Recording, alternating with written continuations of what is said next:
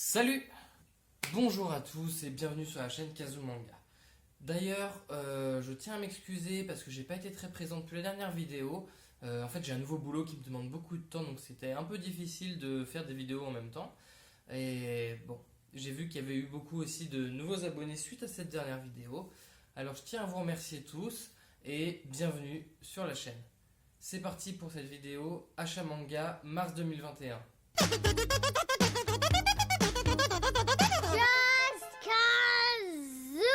Commençons cet achat manga avec Demon Slayer 1 qui est édité chez Panini Manga, le tome 16 que je n'ai pas lu, en plus j'ai beaucoup de retard, mais j'achète de toute façon, ça se termine en 23 tomes donc on approche de la fin et je pense que quand il faudra que je rattrape mon retard, tout ça, mais bon, Demon Slayer, je pense que de toute façon tout le monde connaît aujourd'hui et c'est une valeur sûre dans tous les cas. Je me fais pas d'illusions, j'achète les yeux fermés.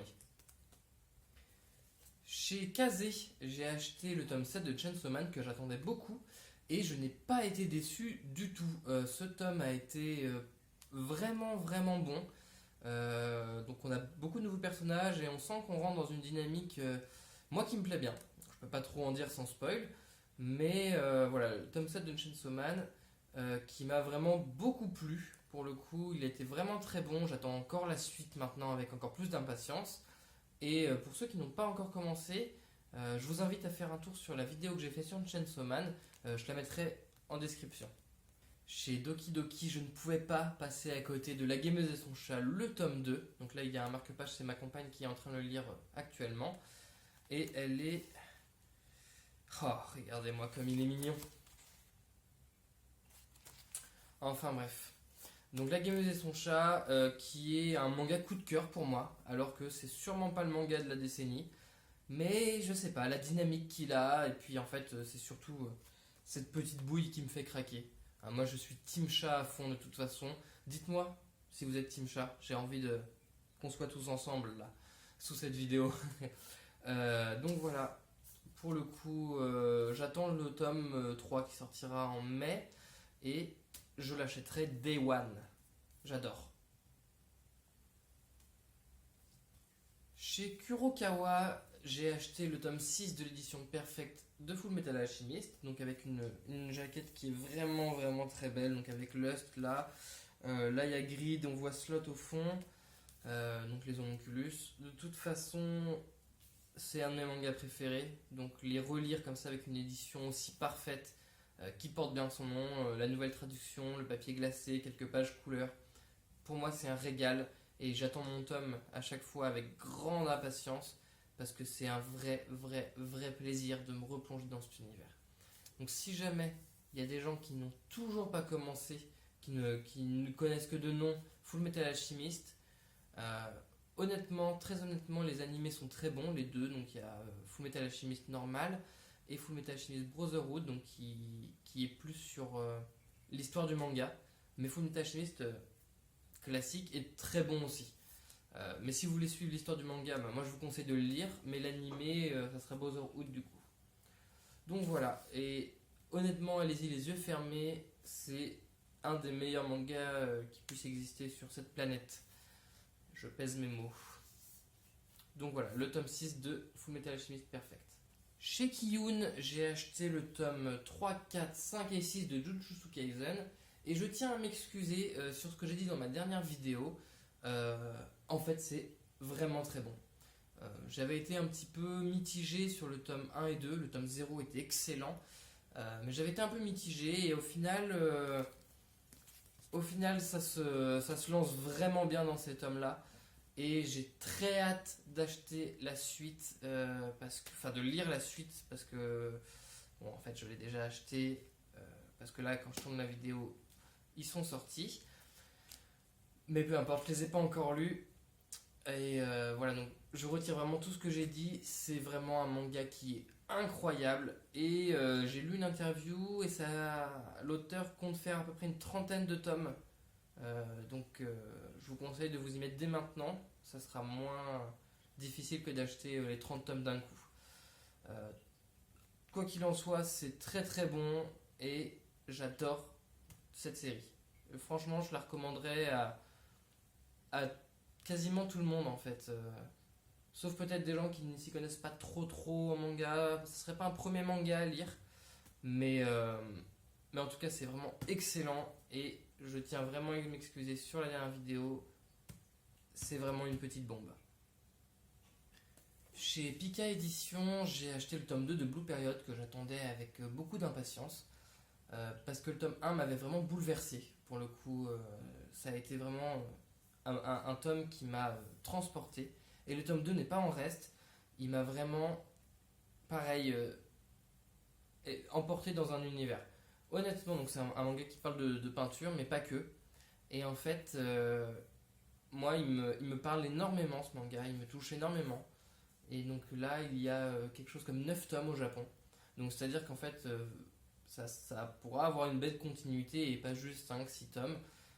Moi, je conseille vraiment à tous les gens qui sont un petit peu sensibles à l'art, ou même à des gens qui ne lisent pas trop de manga à la base, en fait, car ça a des thèmes qui sont assez abordables pour des personnes qui ne s'intéressent pas forcément au manga. Mais aussi, en fait, le dessin est simple, les personnages sont peu nombreux, en tout cas pour l'instant. Donc c'est difficile, c'est facile de s'y retrouver. En tout cas, pour moi, c'est vraiment un coup de cœur ultime de Pika.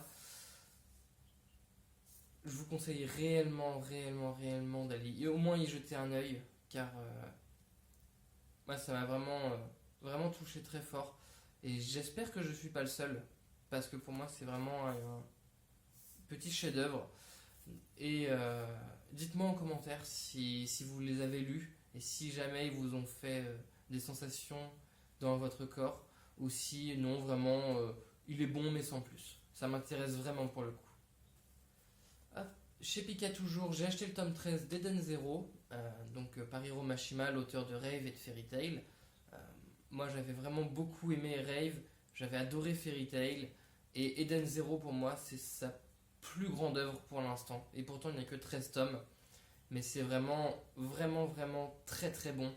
Il faut aimer Mashima, hein, il y a quand même beaucoup de Friendship no Powa, mais pas que. Il y a déjà l'univers qu'il appelle de la space fantasy, c'est expliqué dans les tomes. Je suis pas très SF à la base, et là c'est de la space fantasy du coup, et c'est vraiment très chouette. Il n'y a pas beaucoup de mangas avec ce thème, enfin je crois que c'est d'ailleurs le seul. Et il y a des choix scénaristiques qui sont faits, qui sont pour moi excellents.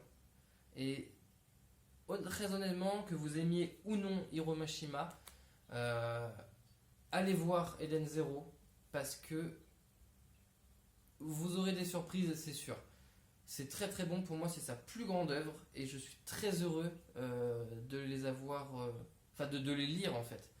Pour le coup c'est un vrai plaisir. Je vous conseille réellement. Chez Delcourt Tonkam, évidemment, je poursuis d'acheter les JoJo. Donc voilà, donc là j'ai acheté les 12 premiers tomes de Stardust Crusader, la partie 3 de JoJo. Donc il y a 16 tomes, et là j'ai que les 12 premiers. D'ailleurs, je suis au tome 12, donc il va falloir que j'achète la suite très rapidement. Ça tombe bien, on arrive en avril. Donc JoJo, toujours aussi bon. Stardust, c'est la partie que j'aime le moins. C'est vraiment celle qui me parle pas des masses, mais c'est un vrai plaisir de les relire en tout cas. Et ça m'a presque donné envie de regarder l'animé. L'animé qui est très bon d'ailleurs. Si jamais vous voulez démarrer JoJo, je vous conseille de regarder l'animé, car l'adaptation est excellente. Donc vraiment, foncez sur l'animé. Il y a 5 parties et peut-être une 6ème d'annoncer très prochainement. Sur les 8, et après je vous conseille de les lire et ensuite de tout lire, parce que JoJo c'est la vie. Donc voilà, donc les tout premiers tomes, c'est excellent et ça me fait vraiment plaisir de les avoir, de les lire. Donc je vais continuer petit à petit, mois par mois, vous en aurez et vous allez en bouffer du JoJo. On approche de la fin, mais pas avec les plus mauvais. La déchéance d'un homme de Junji Ito, sa nouvelle œuvre, avec une jaquette. Les gars chez Delcourt, là, vous nous avez régalé. Cette jaquette, elle est brillante, elle est splendide, et il y a un effet de grain sur le personnage. Je sais pas si ça s'entend, j'ai pas trop envie de l'allumer, et sur la tranche aussi. Donc je l'ai pas encore lu. Je sais qu'il y aura peu de tomes car Junji Ito c'est que des séries courtes, manga d'horreur. Mais oh là là, j'ai hâte de le lire. Donc je peux pas vraiment vous en parler plus que ça, mais je suis très content de l'avoir. Passons maintenant aux pièces maîtresses de cet achat manga. Toujours chez Delcourt Tonkam, Junji Ito, la réédition de Guillot, que je cherchais depuis des années en occasion, mais qui s'envole à des prix colossaux. J'ai vu le tome 2 à 80€, des intégrales à 400, 600€. Allez, c'était pas la peine. Pour peu qu'on les trouve en français, sinon c'était en anglais. Pas que ça me dérange plus que ça, mais je préférais les avoir en français quand même. Donc maître du manga d'horreur, maître incontesté, car je l'inconteste du manga d'horreur. Donc c'est une couverture cartonnée. Donc là c'est l'intégrale en 2 tomes. Et petit plaisir, il y a une nouvelle, donc Les Mystères de la Feuille d'Amigara, que je voulais lire absolument. Donc je suis content qu'il l'ait mis dans cette intégrale, donc qui est en fait voilà très courte et que je voulais lire absolument, que j'avais déjà lu en anglais il y a quelques temps de ça. Mais là, je vais pouvoir le relire et je suis ravi comme tout. Donc voilà, donc c'est un très beau tome et quel plaisir d'avoir ça. Je vous jure, quel plaisir. Et ce tome n'est pas venu tout seul, car il y a eu également la réédition de Spiral. Voilà, Spiral Uzumaki, que je voulais lire pareil, absolument. Et je suis tellement heureux de l'avoir. Donc avec la même couverture comme ça, noire, que je trouve vraiment splendide. Et petit plaisir, hop, à l'intérieur, voilà, sous la jaquette, il y a l'édition d'avant, si vous voulez, donc qui était vraiment magnifique. Mais je pense que, donc ça c'est vraiment chouette les gars, merci d'avoir fait ça. Mais je pense que je vais quand même la garder avec cette version, car elle ira avec les autres et je trouve que ça rendra mieux dans la bibliothèque. Mais voilà, je suis super content de les avoir. Vraiment, je les attendais avec impatience et je sais qu'ils ont été en rupture un peu partout. Et c'est mon libraire qui me les avait mis de côté. Donc vraiment, merci beaucoup parce que c'est grâce à toi que j'ai pu les avoir là en ma possession. Et c'est ainsi que s'achève cette vidéo. Merci beaucoup d'avoir tout regardé, d'être encore ici.